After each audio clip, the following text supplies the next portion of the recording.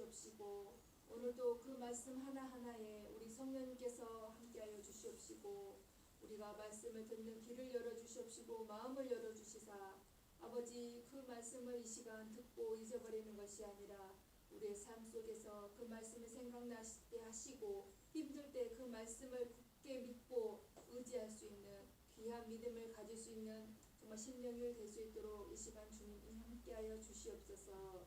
아버지 이 시간 함께하지 못한 심령들도 있사오니 어디를 가든지 이 시간 주님의 이 예배 시간을 기억하게 하여 주시옵시고 이 주님의 이 예배가 얼마나 기쁨인지를 다시 한번 정말 깨닫는 귀한 심령들 될 수 있도록 이 시간 함께하여 주시옵소서.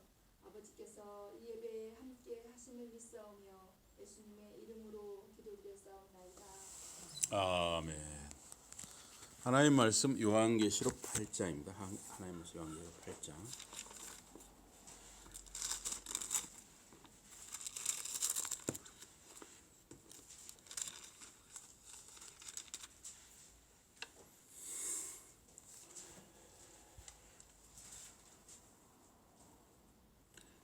일곱째 인을 떼실 때 하늘이 반 시간쯤 고요하더니 내가 보매 하나님 앞에 일곱 천사가 서 있어 일곱 나팔을 받았더라. 또 다른 천사가 와서 제단 곁에 서서 금 향로를 가지고 많은 향을 받았으니 이는 모든 성도의 기도와 합하여 보좌 금 제단에 드리고자 함이라. 향연이 성도의 기도와 함께 천사의 손으로부터 하나님 앞으로 올라가는지라. 우리 5절 같이 보십니다. 천사가 향로를 가지고 제단에 불을 담아다가 땅에 쏟음에 우레와 음성과 번개와 지진이 나더라. 아멘. 네. 오늘 말씀 제목은 이 성도의 기도입니다. 성도의 기도. 성도의 기도입니다. 이 성도의 기도는 땅에 떨어지지 아니하고 하나님이 들으시고 받으십니다. 이 1절에 보니까 일곱째 인을 떼실 때 하늘이 반 시간 좀 고요하더니 그랬어요. 그러면 이제 1시간은 60분이잖아요. 그래서 이 반 시간은 30분입니다. 그래서 이 문자 그대로 30분을 말하는 것인지 어떤 일정한 기간을 말하는 것인지 그것은 우리가 알기가 어렵습니다. 어쨌든 어떤 일정한 시간, 비교적 짧은 시간 동안에 고요했다 그랬어요. 그래서 이 고요하다, 침묵이라는 거죠. 침묵은 이 성도들의 기도가 그 하나님의 보좌 앞에 들리게 하는 그 동안을 말하기도 합니다. 그래서 다섯째 하늘의 천사들이 낮에는 노래하고 밤에는 침묵한다 그랬어요. 이스라엘의 영광 때문이다. 즉 이스라엘의 찬양이 하늘에 들려진다 그랬어요. 하늘에서 듣는다. 즉 하나님이 듣는다는 것이죠. 여러분과 저의 찬양과 기도를 하나님이 들으신다. 하늘에서 듣는다. 또 침묵은 그 원시의 침묵, 최초의 침묵으로 이제 다시 돌아가는 것이다. 또 침묵은 때로 하나님의 현현의 전조이다. 현현이라 하는 것은 나타나신다는 거죠. 하나님이 나타나시기 전에 침묵이 있다 하는 것이에요. 주의 날에 임박하니 주 하나님 앞에 침묵하라. 또 하나님의 임재, 하나님이 계시는 곳에서는 침묵이 유지돼야 한다는 거예요. 하나님이 계시는 곳에서 함부로 우리가 입을 열 수 없는 것이에요.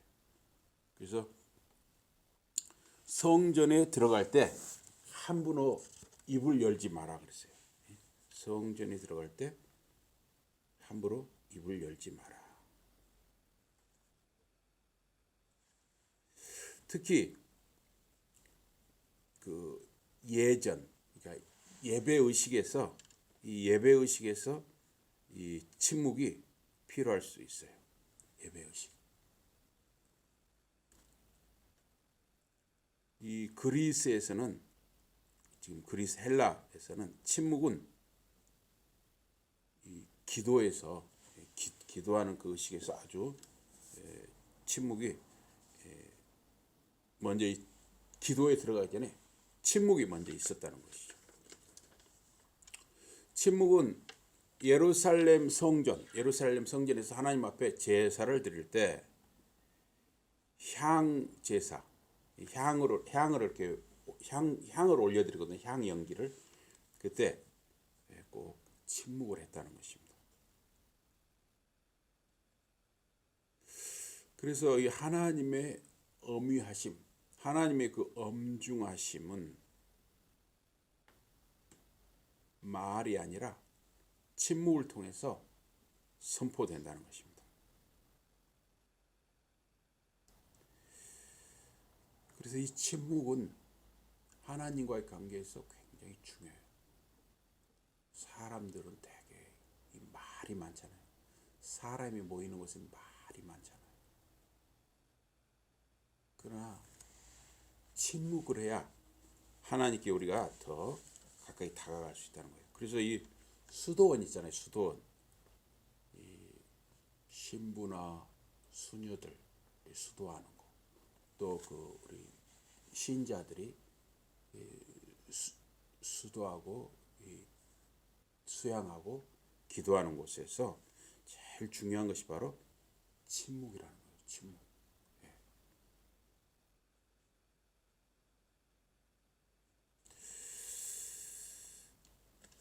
여기 2절에 보니까 내가 봄에 하나님 앞에 7 천사가 서 있어 7 나팔을 받았더라 그랬어요.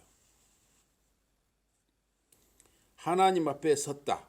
하나님 앞에 선 7 천사들을 내가 보았다. 즉 하나님을 섬기는 7 천사를 내가 보았다 하는 것입니다. 여기 지금 나는 사도 요한을 가리키죠. 근데 이 7 천사가 누구냐 했을 때 이 천사 계급에서 특정한 역할을 맡고 있는 7 천사장들이다 이렇게 봅니다. 그래서 이 하나님 앞에 선이라는 말이 나오는데 누가복음 1장 19절에 보면은 하나님 앞에 선 이 가브리엘 천사를 말을 하고 있습니다. 가브리엘 천사. 그래서 7 천사들 혹은 이 7 천사들은 하나님의 7 영들일 수도 있어요. 그래서 계시록 1장 4절, 4장 5절에 하나님 7 영이 나오는데 또 계시록 1장 20절에 보면 7 교회들의 천사들일 수도 있습니다. 그래서 이 하나님 앞에 선다, 서 있다 하는 것을 강조하는 것은 유대인 전통에서는 유대인들은 생각하기를 천사들은 무릎이 없어서 앉을 수가 없었다 이렇게 이해를 했어요. 여러분과 저는 무릎 있잖아요. 그래서 무릎으로 우리가 굽혀지잖아요. 이렇게. 근데 무릎이 없으면 굽혀지지가 않잖아요. 그래서 천사들은 무릎이 없어서 앉을 수가 없었다 이렇게 이해를 해서 에스겔서 1장 7절에 보면 그런 말이 있어요. 그리고 그들의 다리는 곧았다 그랬어요. 무릎이 없이 그냥 쭉 뻗었다는 거예요. 그러면 앉을 수가 없죠. 그래서 유대 전통에서 아무도 하나님의 임재 속에 앉는 것이 허락되지 않았다 그랬어요. 하나님이 계시는데 지금 여기 하나님이 계시는데 어떻게 마음대로 하나님 앞에서 우리가 앉을 수가 있냐 하는 것이죠. 그래서 이렇게 하나님 앞에 또 그 보좌 앞에 하나님의 그 보좌 앞에 또 그 보좌 위에 앉으시니 앞에 이런 표현들이 요한계시록에 여러 군데서 나오고 있습니다. 이런 건 다 하나님의 임재, 하나님이 계신다 하는 것을 표현하는 것입니다. 그래서 구약에서 보면 하나님 앞에라는 말은 또 궤 앞에, 즉 궤라는 것은 이 상자잖아요. 언약 상자, 그러니까 언약 궤 앞에와 같은 표현으로 쓰였습니다. 그래서 이 구약에서 지성소에 모셔지니 성전 지성소 안에 모셔진 이 언약 궤는 하나님의 임재, 하나님이 계심의 상징이었습니다. 그런데 이 하나님의 임재, 하나님이 계신다 하는 것은 인간의 삶이 어떤 상태에 있는가에 따라서 좌우되기도 하는 것입니다. 사사시대 엘리 제사장 때에 그 두 아들이 제사장이었지만은 제사장답지 못한 처신을 했어요. 엘리의 두 아들 홈리와 비나스가 백성들이 하나님 앞에 이 소라든가 양, 염소, 재물을 잡아가지고 이렇게 삶아서 이렇게 드리는 것도 있는데 솥에다 이게 삶는단 말이에요. 근데 솥에다 삶기 전에 이 홈리와 비나스 이 두 아들이 이 젊은 두 아들이 제사장 역할을 하는데 이 사람들이 우리 소고기로 저기를 하잖아요. 안 익히고 생으로 먹는 거 뭐라 그러죠? 소고기를. 예, 맞습니다.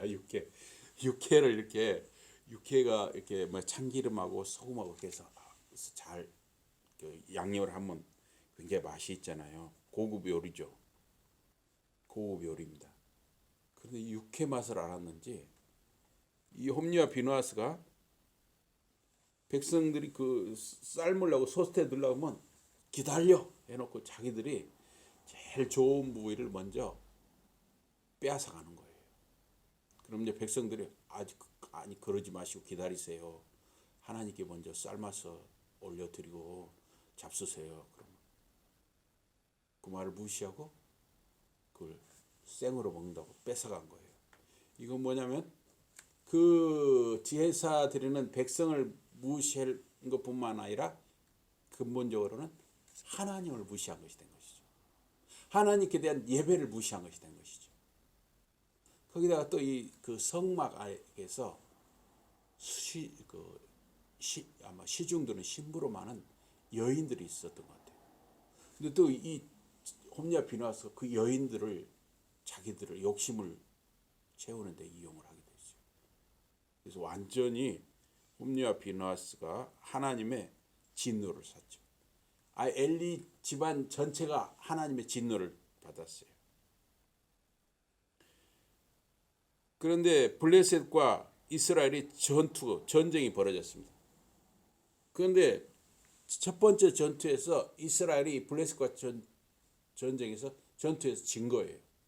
그래서 이스라엘 백성들이 생각할 때 하나님의 언약궤, 지금 성막에 모셔진 하나님의 언약궤가 하나님의 언약궤는 하나님이 계시는 그 상징이니까 그 언약궤가 그 전투 현장에 있다면 자기들이 이길 수 있다 이렇게 생각을 했어요.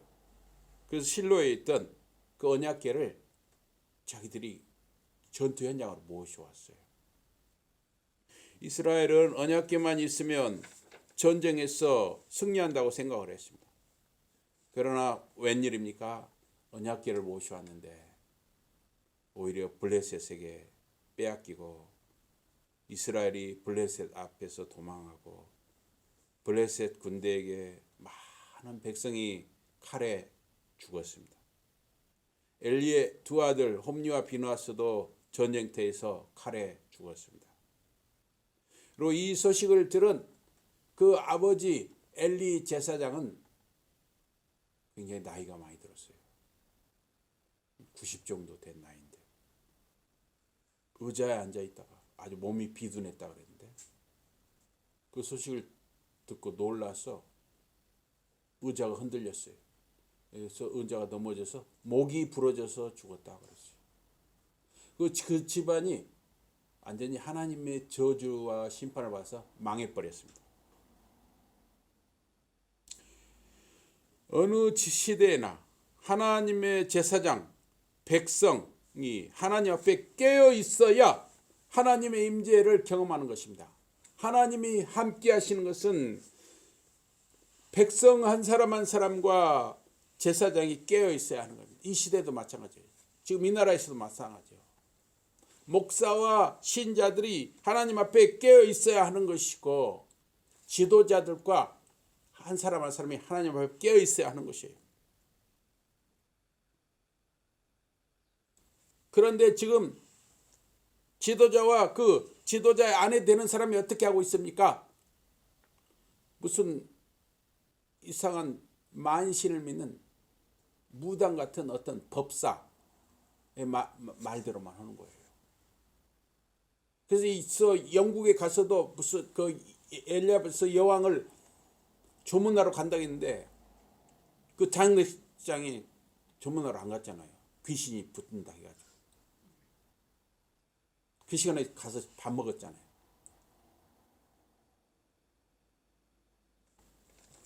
지금 애무장관이 거하던 공간을 비워달라고 해가지고 수십억을 들여서 들여서 공사를 했는데 그 밑으로 또 지하철이 지나간다는 이야기를 듣고 재수가 없다, 귀신이 붙었다 해서 또 거기도 지금 안 들어가고 있잖아요. 귀신 말, 이 무당 말만 듣고 지금 허우고 있어요. 그러니 나라가 어떻게 되겠습니까?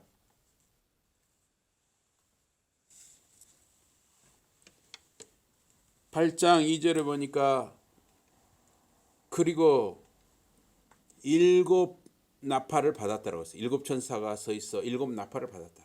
그리고 7 나팔들이 그들에게 주어졌다 그랬습니다.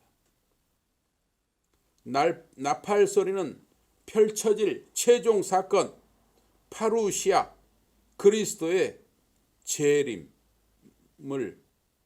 나타내는 그런 모습입니다. 그리스도가 오시기까지 가브리엘의 나팔 소리가 울릴 때 계시록에서, 그러지만 이 계시록에서 이 나팔은 이 그리스도의 재림의 신호로 쓰이기보다는 나팔은 이 계시록에서는 특별히 종말, 이 세상의 끝을 나타내는 모습으로 쓰이고 있습니다. 특별히 심판을 나타내는 모습으로 쓰이고 있어요. 이 7 나팔은 구약 여호수아 시대에 여리고성 파괴에 쓰였습니다. 여호수아 6장에 보면은. 그러면 이렇게 7이란 말이 많이 나오잖아요. 요한계시록에서도 7이란 말이 많이 나오고, 또 구약에서도 보면 7이란 말이 참 많이 나와요. 왜 7이냐? 7이라는 것은 완전수를 가리킵니다. 완전수. 그래서 여호수아와 이스라엘이 이 7 나팔을 하나님의 지시에 따라서 7 나팔을 불면서 전쟁을 했을 때 여리고성이 무너졌잖아요. 그래서 이스라엘이 전쟁에서 승리하는 것은 지도자 여호수아와 이스라엘 백성 군대가 그 전쟁에 이긴 원인이 아니라 그들과 함께 하신 하나님이 그 싸움에서 이기게 하셨다 하는 의미에서 7 나팔을 불게 했다 하는 것이에요. 이스라엘 백성에게 전쟁에서 이기는 원인이 하나님의 함께 하심에 있었던 것처럼 오늘날 이 시대를 살아가는 저와 여러분에게 있어서도 우리의 생명이 유지되고 우리의 생명이 연장되고 날마다 우리가 하루하루 살아가는 것은 하나님이 은혜 주시기 때문에 우리가 살아가는 것입니다. 이스라엘에서 나팔 소리는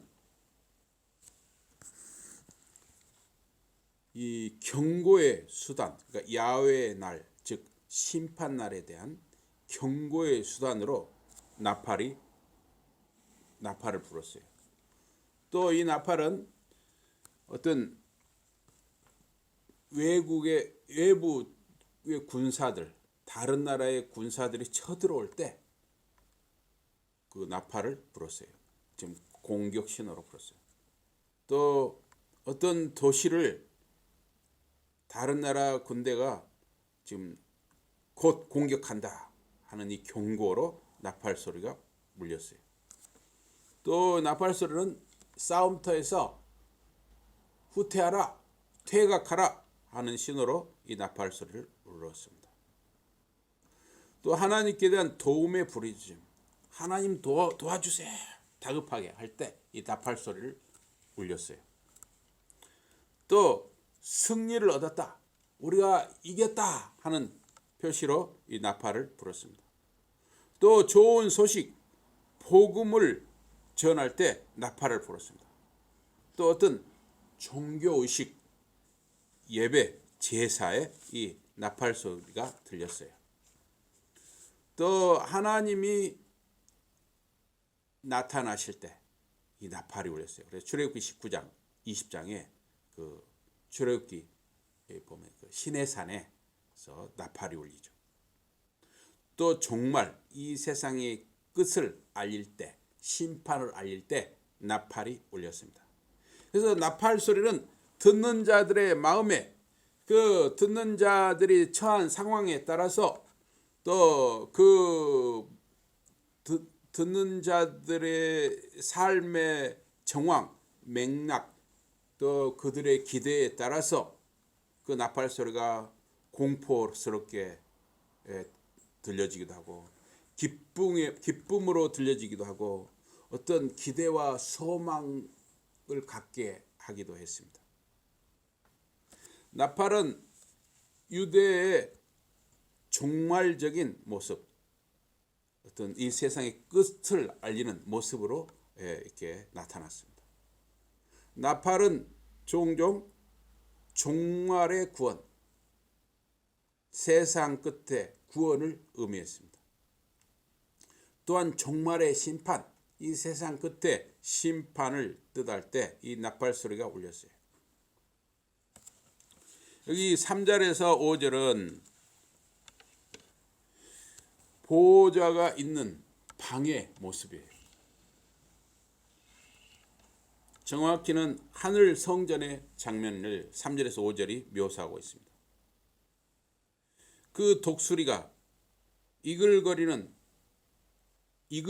타는 숯을 그 땅 위에 던질 때 천둥, 목소리, 또 번개, 지진이 따랐습니다. 이 3절 이렇게 앞부분에 보면 또 다른 천사가 와서 제단 곁에 서서 금향로를 가지고 많은 향을 받았다 그랬어요. 금향로와 함께 다른 천사가 와서 제단 앞에 섰더라. 이스라엘 족속이 드렸던 그 향제단이 천상에서 향제단으로 나타납니다. 계시록에 이 4번 언급되고 있는데요. 또 이 다른 5회는 번제의 희생제단에 언급되고 있습니다. 그래서 이 보호자는 직접 하나님을 언급하지 않는 이 완곡한 표현이에요. 이 문맥에 따라서 하나님을 직접 언급하기보다는 그 하나님을 간접적으로 애둘러서 표현하는 경우가 있어요.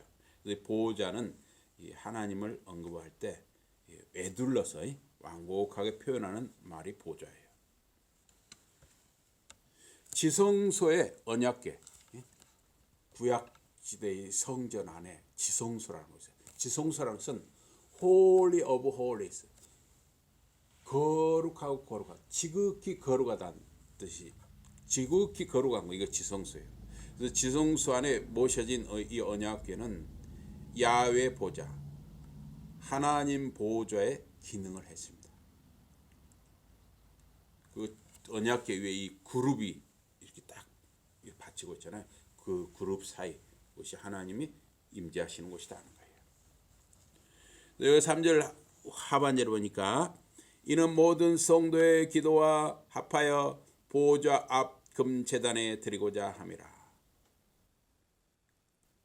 그리고 그에게 대량의 향이 주어졌다. 많은 향을 받았으니 그렇죠. 그리고 그에게 대량의 향이 주어졌다.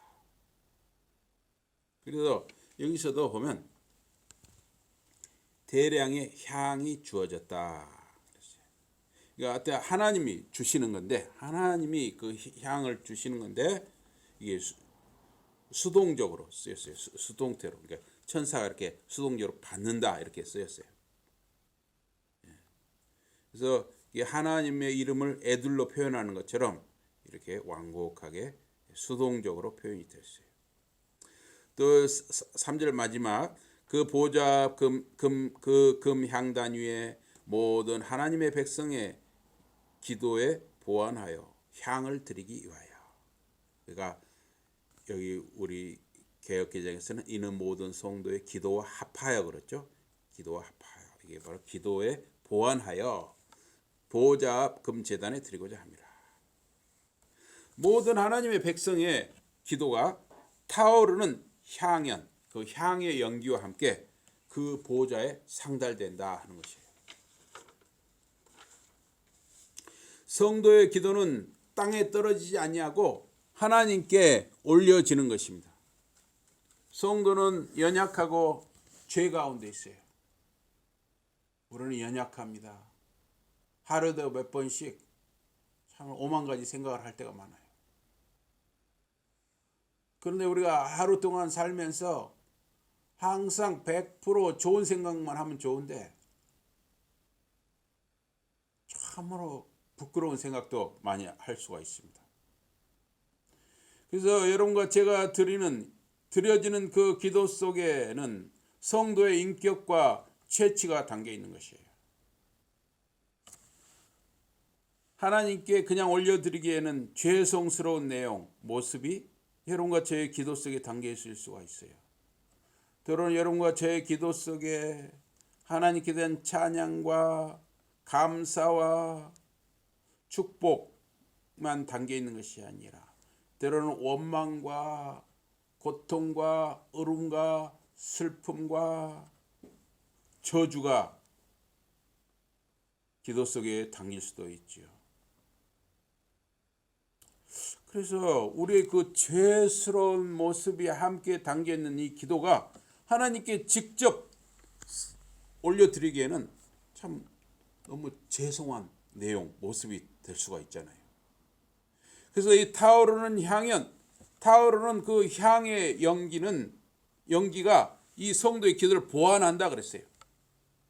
성도의 기도를 온전하고 거룩한 상태로 하나님께 상달되도록 하기 위해서, 하나님께 올려지도록 하기 위해서 이 향의 연기가 보완하여 성도의 기도와 함께 하나님께 올려진다 하는 것이에요. 이러한 의견은 제만의 생각이 아니라 여러 학자들이 그렇게 말하고 있어요.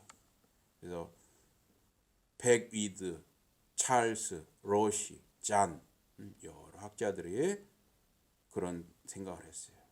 그래서 이 향의 연기의 기능은 기도를 보완해주는 향의 기능으로 기도가 더욱 받으실만하게 혹은 기쁘시게 하나님께 드려지도록 한다 그랬어요.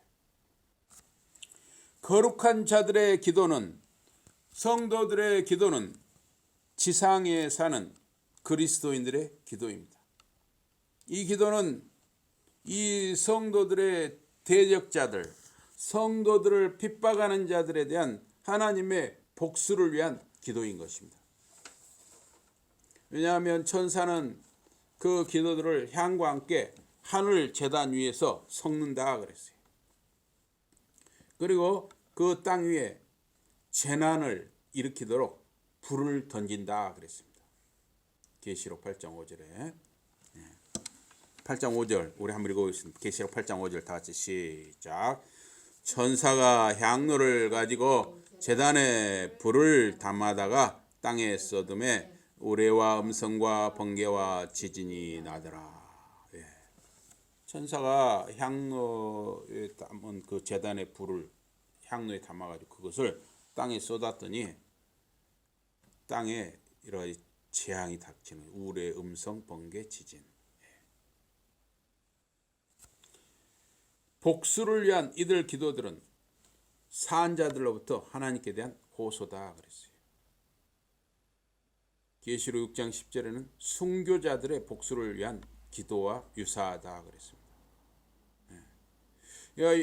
우리가 이 신자들이 살아가면서 예수를 믿는 것 때문에 억울한 일을 당할 수가 있어요.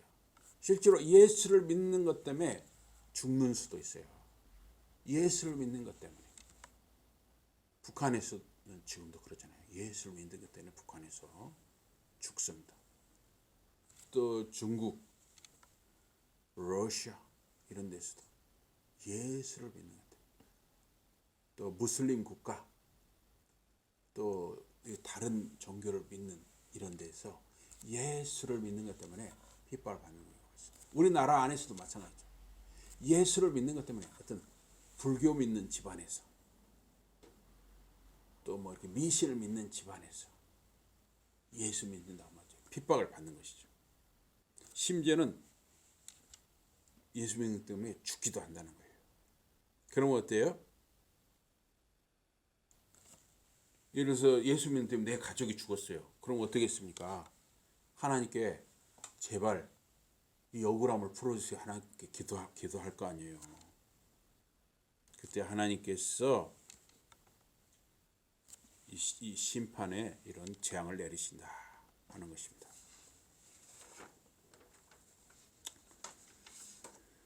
그래서 여기 4절에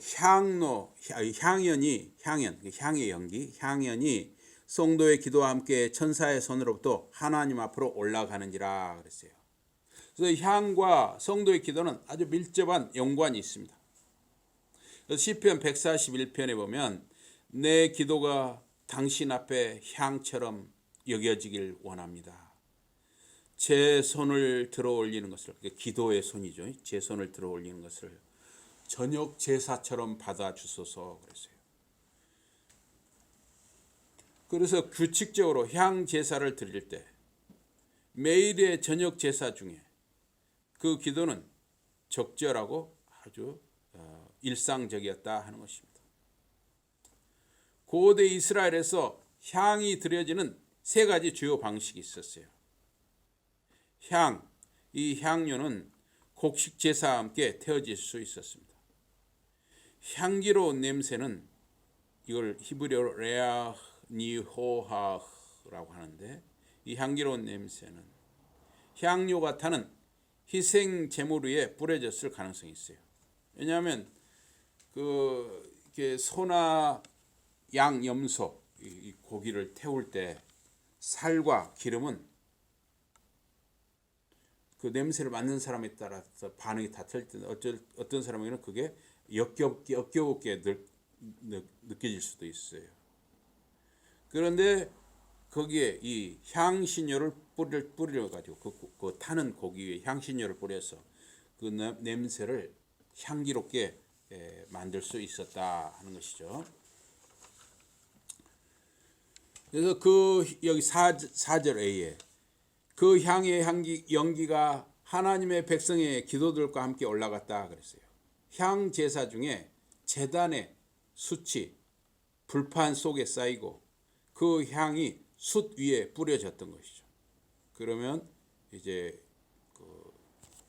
좀 더 향기로운 냄새로 올라갔다는 거예요. 4절 하반절에 그 천사의 손에서 하나님 앞에 그랬어요.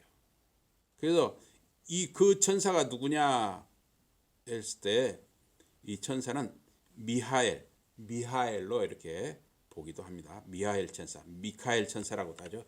미하엘 천사로 보기도 합니다. 여기 5절 상반절에 보니까 그 천사가 그 향로를 받아서 그 향 제단에 뜨거운 것을 취하고 그 땅 위에 던졌더라. 이 요한계시록 8장 5절은 에스겔서 10장 2절과 유사합니다. 그래서 이 에스겔서 10장 2절에 보면 한 목소리가 세마포 옷을 입은 사람에게 명령을 합니다. 그룹 사이에서, 그룹도 일종의 천사의 일종입니다. 그룹 사이에서 내 손에 타는 숯을 채우라. 그리고 그 도시에 그것들을 던져라. 즉 심판이죠, 심판. 요한은 여기서 불순종하는 하나님의 백성에 대한 처벌을 말하기보다는 이교도들, 하나님을 전혀 믿지 않는 불신자들을 벌하는 모습에 이 심판을 적용을 하고 있습니다.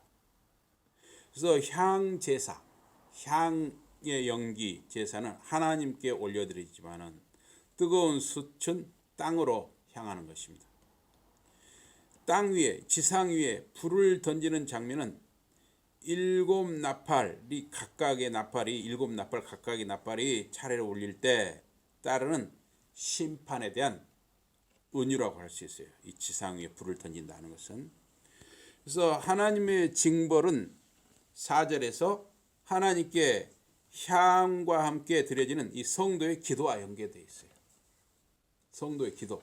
그래서 여러분과 제가 하나님 앞에 기도하는 것은 결코 헛되이 땅에 떨어지지 않는 것입니다. 하늘에서 땅에 떨어지는 불은 심판의 상징이에요. 여기 5절에 보면은 5절 그 하반절에 보면 그리고 천둥과 우레와 번개와 지진이 있었더라 그랬습니다. 출애굽기 19장 16절 이하에 보면 5가지 자연 현상이 신현 하나님의 나타나심과 연계되고 있어요. 하나님이 나타나실 때 천둥, 번개, 두꺼운 구름, 큰 나팔 소리, 그리고 지진이 있었다 그랬습니다. 지진은 이 하나님의 심판 도구, 또 지진은 특별히 중요한 사건 발생에 그런 전조 기능을 해요. 어떤 중요한 사건, 어떤 임박한 사건이 일어나기 전에 먼저 지진으로 알려준다 하는 것이죠. 그래서 성도의 기도는 결코 헛되이 땅에 떨어지지 않습니다. 성도의 기도는 하늘 보좌에 계신 하나님이 일하게 하시는, 하나님이 일하시게 하는 그러한 능력이 여러분과 저의 기도 속에 있다는 거예요. 거듭 말하지만 여러분의 일상의 기도, 날마다 순간마다 여러분이 드리는 기도는 결코 헛되이 땅에 떨어지지 않는 것입니다. 물론 여러분들이 일정한 장소에서 시간을 정해서 정말 무릎을 꿇고 또는 엎드려서 기도하는 그 기도뿐만 아니라 여러분들이 아주 다급할 때는 걸어가다가도 기도할 수 있어요. 다급할 때는 차를 타고 가다가도 기도할 수 있는 것입니다. 다급할 때는 화장실에서도 기도할 수 있는 것입니다. 언제 어느 때든지 여러분이 기도할 수 있어요. 또 기도를 길게 할 수도 있지만 아주 짧게 주여, 단 2글자 주여, 또 아버지, 하나님, 이런 기도도 역시 하나님이 받으시는 것입니다. 결코 헛되지 않아요. 순간순간 날마다 기도하는 삶을 통해서 여러분의 삶이, 또 여러분의 가정과 자녀들, 자손들의 삶이 복된 삶이 되어지기를 주님의 이름으로 축복합니다. 아멘. 우리 기도하겠습니다. 하나님 아버지, 깨어있는 성도,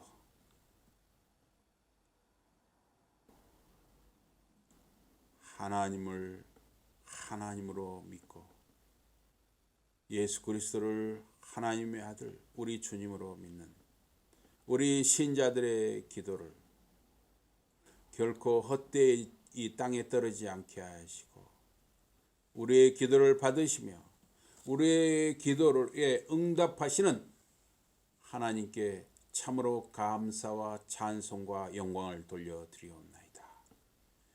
우리들이 어떠한 순간에도 어떠한 형편에서도 깨어 기도하는 삶을 이어가게 하시고 저희들의 가정, 자녀들, 자손들이 깨어 기도하는 삶을 살아감으로 참으로 복되고 하나님의 은혜가 더욱 넘쳐나는 그러한 복을 더하여 주시옵소서.